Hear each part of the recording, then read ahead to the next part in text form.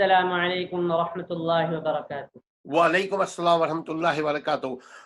ناظرین، اس سے پہلے کہ ہم ویڈیو کا آغاز کریں، شروع کریں، ہم آپ سے گزارش کرتے ہیں کہ آپ چینل کو سبسکرائب کر لیجئے اور ہمارے ویب سائٹ کو بھی اگر آپ چاہیں تو وزٹ کیجئے۔ ہمارا ویب سائٹ کا نمبر ہے www.legalrightsactivist.org۔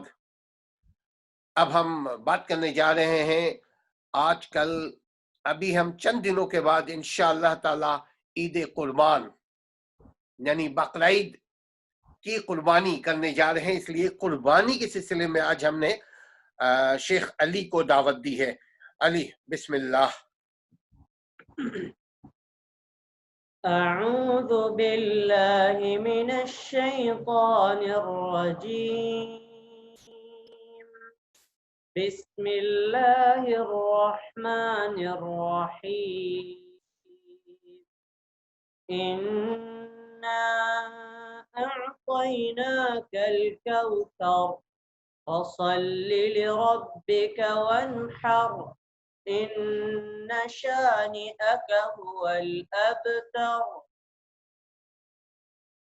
الحمدللہ، اللہ تعالی نے ہمیں یہ توفیق سے نوازا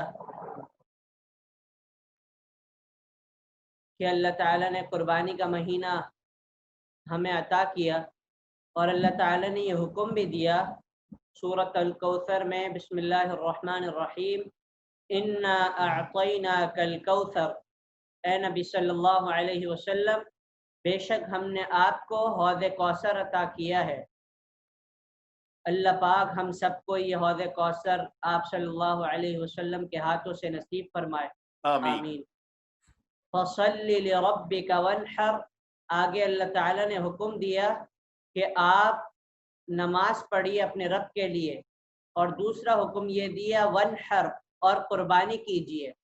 ان شانئک هو الابتر، بے شک آپ کا دشمن ہی نیست و نابود ہے۔ یہاں اللہ تعالیٰ نے جو قربانی کا ذکر کیا ہے، آج ہم اس حوالے سے بات کریں گے۔ اللہ تعالیٰ نے فرمایا دوسری جگہ، اے نبی صلی اللہ علیہ وسلم کہہ دیجئے، قل ان صلاتی ونسکی ومحیای ومماتی للہ رب العالمین۔ اے نبی صلی اللہ علیہ وسلم آپ کہہ دیجئے، ان صلاتی، بے شک میری نماز، ونسکی، اور میری قربانی، ومحیای، اور میری زندگی، ومماتی، اور میری موت، للہ رب العالمین، اللہ رب العالمین کے لیے ہے جو تمام جہانوں کو پالنے والا ہے۔ رسول اللہ صلی اللہ علیہ وسلم نے فرمایا، من كانت له ساعة فلم يضحي فلا يقربن مصلانا، جس شخص کے پاس قربانی کی استطاعت ہو، طاقت ہو، اور وہ استطاعت اور طاقت کے باوجود بھی قربانی نہ کرے تو وہ ہماری عیدگاہ میں نہ آئے۔ اللہ اکبر۔ اللہ تعالیٰ نے جس شخص کو استطاعت دی ہے اس پر لازم ہے کہ وہ قربانی ضرور کرے، کیونکہ یہ سنت ابراہیمی ہے، ابراہیم علیہ السلام کی سنت ہے۔ اللہ کے سامنے بہترین سے بہترین جانور جو اللہ تعالیٰ نے آپ کو اور مجھے جتنی استطاعت دی ہے، اس استطاعت کے مطابق ہم اللہ تعالیٰ کی رضا کو تلاش کرنے کے لیے اور اس کو راضی کرنے کے لیے وہ اللہ کے سامنے پیش کریں۔ اور یہاں ایک بات میں عرض کرتا چلوں، قربانی کا جو مقصد ہے وہ صرف گوشت کھانا نہیں ہے۔ اللہ تعالیٰ نے سورۃ الحج میں فرمایا، لَن يَنَالَ اللَّهَ لُحُومُهَا وَلَا دِمَاؤُهَا وَلَكِن يَنَالُهُ التَّقْوَى مِنكُمْ، ہرگز اللہ تعالیٰ کو تمہارا خون اور گوشت نہیں پہنچتا، بلکہ اس کو تمہارا تقوی پہنچتا ہے۔ اور تقوی کیا ہے؟ عمر رضی اللہ عنہ سے پوچھا گیا کہ تقوی کیا ہے، تو فرمایا کہ اگر تمہارے رستے کے اندر کانٹے ہوں تو تم ادھر سے راستہ کیسے پار کرو گے؟ تو لوگوں نے کہا کہ ہم اپنا دامن بچاتے ہوئے اس راستے کو پار کریں گے۔ فرمایا یہی تقویٰ ہے کہ اپنی زندگیوں کو گناہوں سے بچاتے ہوئے اللہ کی رضا کو تلاش کرتے رہو، یعنی کہ ہر اس عمل سے بچو جو عمل اللہ تعالیٰ کو ناراض کر دے، ہر اس عمل کی اللہ سے توفیق مانگو جو عمل اللہ تعالیٰ کو راضی کر دے۔ اس میں سے ایک عمل اور عظیم عمل قربانی ہے۔ ہو سکتا ہے ہماری اس قربانی کی وجہ سے اگر دل خالص نیت سے ہو تو اللہ تعالیٰ ہمارے گناہوں کو معاف کر کے ہمیں جنت کا وارث بنا دے۔ اللہ تعالیٰ سے دعا کرتے ہیں کہ اللہ تعالیٰ ہمیں صحیح معنوں میں قربانی کرنے کی توفیق عطا فرمائے۔ اور قربانی کا جو مقصد ہے وہ ہے کہ آپ پورا سال اپنی صلاحیتوں کو، اپنی خواہشات کو قربان کر دیں۔ آج مجھ جیسے کمزور شخص قربانی تو کرتا ہے لیکن وہ اپنی خواہشات پہ کنٹرول نہیں کرتا، وہ پورا سال اللہ کی نافرمانی میں لگا رہتا ہے، وہ جو ہے وہ اللہ کی بات نہیں مانتا۔ یہ قربانی تو نہیں ہے، بلکہ قربانی ہر وقت ہونی چاہیے، ہر لمحہ، ہر چیز، چاہے وہ جانی قربانی ہو، مالی قربانی ہو، کسی بھی قسم کی قربانی ہو، وہ ہر وقت تیار رہنا چاہیے بندے کو، ہر وقت قربانی اللہ کے سامنے دینے کی کوشش کرنی چاہیے، چاہے وہ کسی بھی طریقے کی قربانی ہو۔ اب اس کے بعد ہم بات کریں گے قربانی جب ہم کریں گے اس سے پہلے، سب سے پہلے ہم عید کے وقت عید گاہ میں جائیں گے نماز پڑھنے کے لیے۔ جب ہم نماز پڑھ کے آئیں گے اس کے بعد قربانی کریں گے۔ سب سے پہلا کام ہم نماز پڑھیں گے، جب نماز پڑھ کے آئیں گے دوسرا کام قربانی کریں گے، کیونکہ رسول اللہ صلی اللہ علیہ وسلم نے فرمایا جس شخص نے نماز سے پہلے قربانی کی اس کی وہ قربانی نہیں ہے، وہ عام گوشت ہے جو وہ گھر والوں کو کھلا رہا ہے۔ ابھی یہ بات چل رہی تھی کہ صحابی رسول ابو بردہ بن نیار کھڑے ہوئے اور کہنے لگے اے اللہ کے رسول صلی اللہ علیہ وسلم، میں نے تو نماز سے پہلے قربانی کر دی، میری تو افضل قربانی ہے۔ ان کی خواہش دیکھیے، ان کی سوچ دیکھیے، ان کا مقصد کیا تھا، سب سے پہلے میری قربانی ہو، میرا جانور ذبح ہو اور مسکینوں اور جن کا حق ہے اس قربانی میں ان تک پہنچ جائے۔ ان کی سوچ اتنی پاکیزہ تھی، لیکن اللہ کے رسول صلی اللہ علیہ وسلم نے فرمایا نماز سے پہلے قربانی نہیں ہوتی، تو آپ کو چاہیے کہ آپ دوبارہ قربانی کریں۔ تو پوچھا میں کیا کروں؟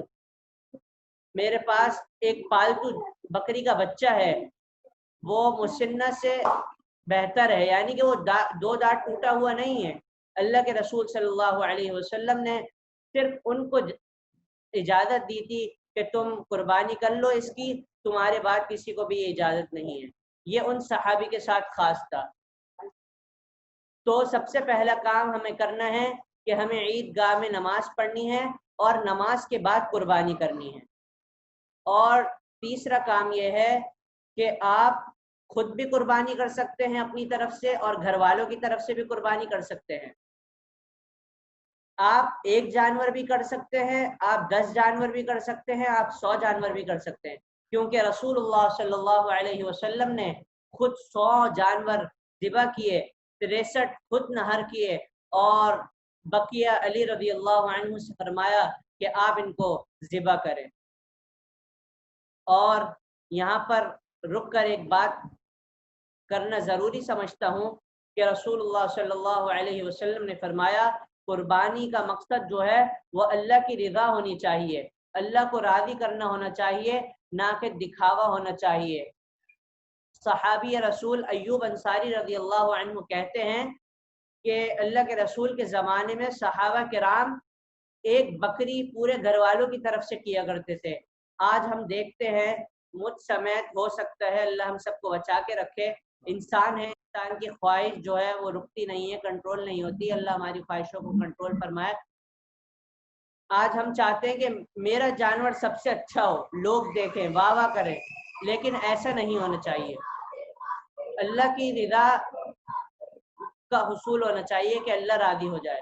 ایک شخص یہ کہتا ہے کہ میں 10 لاکھ کا جانور لایا، تو وہ 10 لاکھ کے 10 جانور بھی لا سکتا ہے، 10 لاکھ کے 20 جانور بھی لا سکتا ہے، لیکن اس کا مقصد فخر نہیں ہونا چاہیے۔ ایک شخص کہتا ہے کہ میں 5 لاکھ کا بکرا لایا ہوں تاکہ لوگ دیکھیں اور واہ واہ کریں کہ اس کے گھر کے آگے اتنا بڑا اور بہترین اس کا نام ہو کہ پورے محلے میں کہ سب سے اچھا جانور اس کا ہے۔ ایسا نہیں ہونا چاہیے، بلکہ اللہ کی رضا کا حصول ہونا چاہیے۔ اور جو چوتھی بات ہے کہ وہ جانور جو ہے وہ عیبوں سے پاک ہونا چاہیے۔ اللہ کے رسول صلی اللہ علیہ وسلم نے فرمایا 4 عیب بتائے، ان 4 عیبوں سے جانور پاک ہونا چاہیے۔ وہ 4 عیب کون سے ہیں؟ رسول اللہ صلی اللہ علیہ وسلم نے فرمایا ایسا جانور جو کانا ہو، یعنی کہ وہ صحیح نہ دیکھ سکتا ہو اور اس کا کانا پن بھی ظاہر ہو۔ اور دوسرا عیب ایسا لنگڑا جانور جو لنگڑا ہو اور اس کا لنگڑا پن بھی ظاہر ہو۔ اور تیسرا جانور ایسا مریض جانور جس کا مرض ظاہر ہو، وہ بھی ناجائز۔ چوتھا جانور اللہ کے رسول صلی اللہ علیہ وسلم نے فرمایا جو نہایت ہی کمزور ہو اور بوڑھا ہو اور اس کے اندر گودا ہی نہ ہو، ایسے جانور سے بھی منع فرمایا۔ اور قربانی کی جو 4 شرطیں ہیں وہ اس میں ہونی چاہیے۔ سب سے پہلی شرط، جو شخص قربانی کر رہا ہے وہ اس قربانی کا مالک ہو۔ ایسا نہ ہو کہ وہ چوری اور فراڈ کے ذریعے قربانی کر رہا ہے، اس کی قربانی جائز نہیں ہے۔ اور دوسرا وہ شخص یہ اس بات کا خیال رکھے کہ متعین جو شریعت نے جانور بتائے ہیں ان جانوروں کی قربانی کرے۔ امام نووی جو صحیح مسلم کے شارح ہیں وہ لکھتے ہیں کہ اس بات کا اجماع ہے کہ یا تو اونٹ کی قربانی کرے یا تو بکری کی قربانی کرے، مذکر مؤنث، یا بھیڑ مذکر مؤنث، یا گائے مذکر مؤنث، جو شریعت نے آپ کو جانور بتائے ہیں ان جانوروں کی قربانی کرے۔ اور چوتھی بات یہ ہے کہ رسول اللہ صلی اللہ علیہ وسلم نے فرمایا، چوتھی بات جو ہے کہ وہ مسنہ جانور ہونا چاہیے، یعنی کہ 2 دانت جانور ہونا چاہیے۔ یہ افضل ہے کہ آپ اچھا بہترین اللہ کی رضا کے لیے جو آپ جانور دیکھیں گے وہ اچھا ہونا چاہیے کہ اس میں گودا بھی ہو، اچھا تگڑا ہو، تاکہ وہ اللہ کی رضا میں آپ دیں گے اس میں یہ 4 خوبیاں ہونی چاہیے۔ وہ چاروں عیب سے پاک ہو اور مسنہ جانور ہو، نہ اس کا کان کٹا ہوا ہو، نہ اس میں کانا پن ہو، اور ایسا کانا پن بھی نہ ہو جو کانا پن ظاہر ہو، اور ایسا لنگڑا بھی نہ ہو کہ اس میں لنگڑا پن ظاہر ہو۔ اور یہاں پر ایک بات ہم کرتے ہیں کہ رسول اللہ صلی اللہ علیہ وسلم سے جب پوچھا گیا، علی رضی اللہ عنہ کہتے ہیں جب سفر سے آئے ان کے سامنے گوشت رکھا گیا تو وہ پوچھنے لگے یہ کس چیز کا گوشت ہے؟ تو فرمایا گیا کہ یہ تو قربانی کا گوشت ہے۔ فرمایا میں تو نہیں کھاؤں گا، اس کو اتنی مدت گزر گئی، میں تو اللہ کے رسول صلی اللہ علیہ وسلم سے پوچھنے کے بعد کھاؤں گا۔ اللہ کے رسول صلی اللہ علیہ وسلم سے پوچھا تو آپ صلی اللہ علیہ وسلم نے فرمایا اس کو 1 ذی الحجہ سے لے کر دوسری ذی الحجہ تک کھایا جا سکتا ہے۔ تو یہ شریعت نے آپ کو اجازت دی ہے، یہ اپرچونیٹی دی ہے، یہ موقع دیا ہے کہ جو بیچارے غریب ہیں وہ بھی اس سے فائدہ اٹھا سکتے ہیں۔ اور اللہ کے رسول صلی اللہ علیہ وسلم اللہ تعالیٰ نے قرآن مجید میں فرمایا فَكُلُوا مِنْهَا وَأَطْعِمُوا الْبَائِسَ الْفَقِيرَ، اس گوشت کو خود بھی کھاؤ اور نا امید لوگوں کو بھی کھلاؤ اور فقیر لوگوں کو بھی کھلاؤ۔ اور فرمایا وَأَطْعِمُوا الْقَانِعَ وَالْمُعْتَرَ، اس کو جو قناعت کرنے والے ہیں، جو کسی سے مانگتے نہیں ہیں ان تک بھی پہنچاؤ، اور جو ضرورت مند ہیں ان تک بھی پہنچاؤ۔ ایسا نہ ہو کہ ہم سارے ذخیرہ کر لیں اور غریبوں تک اور مسکینوں تک پہنچے نہ۔ ہاں آپ بالکل ذخیرہ کریں، ایسی بات نہیں ہے، لیکن حقوق جن کا حق ہے ان تک وہ حق پہنچ جانا چاہیے۔ تو اللہ تعالیٰ سے دعا ہے اللہ تعالیٰ ہمیں ان تمام باتوں پر عمل کرنے کی توفیق عطا فرمائے۔ اور یہاں ایک اور بات کر کے بات کو ختم کریں گے کہ خستی اور غیر خستی جانور بھی ذبح کیے جا سکتے ہیں۔ مرد بھی جانور ذبح کر سکتا ہے اور عورت بھی جانور ذبح کر سکتی ہے۔ ہمارے یہاں معاشرے میں کیا ہے کہ عورت اگر جانور ذبح کرے تو لوگ اس کو معیوب سمجھتے ہیں، وہ کہتے ہیں نہیں نہیں یہ عورت نے جانور ذبح کیا یہ تو صحیح نہیں ہے، بلکہ اللہ کے رسول صلی اللہ علیہ وسلم کے بارے میں ایک روایت آتی ہے کہ ایک عورت نے اپنی بکری ذبح کری، اللہ کے رسول فرمایا اس کو تم کھا لو اس کا گوشت، اور ایک صحابی رسول ابو موسیٰ اشعری رضی اللہ عنہ نے حکم دیا اپنی بیٹیوں کو کہ اپنے اپنے جانور خود ذبح کریں۔ تو یہاں ہمیں یہ اللہ کے رسول صلی اللہ علیہ وسلم کی بتائی ہوئی تعلیمات پر عمل کرنا چاہیے، ان کے مطابق ان امور کو اپنانا چاہیے تاکہ اللہ تعالیٰ اس میں خیر اور برکت اور بھلائی نازل فرمائے۔ اللہ تعالیٰ سے دعا ہے اللہ تعالیٰ ہمیں قربانی کے مسائل کو سمجھنے کی توفیق عطا فرمائے اور اس پر عمل کرنے کی توفیق عطا فرمائے اور ہم سب کی قربانیوں کو قبول فرمائے۔ ناظرین بہت بہت شکریہ، آپ لوگوں نے صبر تحمل کے ساتھ شیخ علی کی بات سنی۔ یقیناً یہ ان کے لیے بھی صدقہ جاریہ ہوگا، اور جتنا آپ شیئر کریں گے خیر کی چیزوں کو، سچ چیزوں کو، اچھی چیزوں کو، اللہ اور رسول کی فرمان کو اگر آپ شیئر کریں گے تو انشاءاللہ تعالیٰ آپ کو بھی اتنا ہی اجر ملے گا جتنا علی کو اور جتنا اللہ ہمیں اور ہم سب کو عطا فرمائے گا۔ اللہ کے خزانے میں کسی چیز کی کمی نہیں ہے۔ ناظرین قربانی کا مطلب یہی ہے، دیکھیے قربانی کا مطلب جو بولتے ہیں نا، قربانی چاہیے، دوستی قائم رکھنے کے لیے قربانی چاہیے، رشتہ داری قائم رکھنے کے لیے قربانی چاہیے، دنیا کے جتنے بھی رشتے ہیں اس کو برقرار رکھنے کے لیے قربانی چاہیے، بہتر مستقبل کے لیے وقت کی قربانی چاہیے، اسی طرح جنت حاصل کرنے کے لیے بھی جتنی برائیاں ہیں اس سب کو قربان کرنے کی ضرورت ہے۔ جنت حاصل کرنے کے لیے جتنی شیطانی عمل ہے، یعنی وہ عمل جس کو آپ کا ضمیر بھی کہے کہ یہ اچھا نہیں ہے، اس کو قربان کر دے، اس کو دفن کر دے مٹی میں۔ تو کوشش کیجئے گا اس قربانی کے موقع پہ اپنے رشتہ داروں کو بالکل مت بھولیے گا، غریب لوگوں کو بالکل نہیں بھولیے گا، ان کے ساتھ مل جل کر کے عید منائیے گا، ان کے ساتھ گوشت کو شیئر کیجئے گا، اپنے لیے بھی رکھے لیکن اپنے رشتہ داروں کا بھی خیال رکھے، خصوصاً وہ رشتہ دار کو گوشت نصیب نہیں ہوتا، غربت کی اس حد تک انتہا کو وہ پہنچے ہوئے ہیں۔ سب ساتھ ساتھ چینل کو سبسکرائب کیجئے تاکہ ہر اچھی خبر آپ تک پہنچتی رہے بر وقت۔ اپنا اور اپنے گھر والوں کا خیال رکھیے۔ بہت بہت شکریہ ہمارے اور علی کی طرف سے آپ لوگوں کو، اللہ عید مبارک۔ اور آخری میں ہم تکبیر پڑھتے ہوئے آپ سے اجازت چاہیں گے۔ جی،